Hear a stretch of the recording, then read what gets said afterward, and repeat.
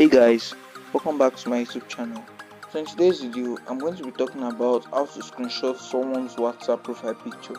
So the latest update of WhatsApp, you will no longer be able to screenshot someone's WhatsApp profile picture, but I'm going to be showing you how to do that in this video. So firstly, head over to your WhatsApp application. Then on your WhatsApp application, click on the person's profile that you would like to screenshot. So this is the profile I would like to screenshot. So you just have to do is to screenshot it like this. Once you screenshot it, click on it to crop it.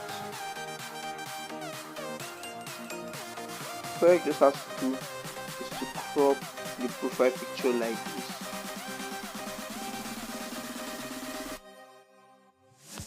So as you can see guys, I've successfully cropped this profile picture. So you just save it afterwards and you have it saved already like that. So that's just how you can do this guys. If you find this video very helpful, don't forget to smash the like button and subscribe to this channel for more amazing content like this. Thanks for watching guys.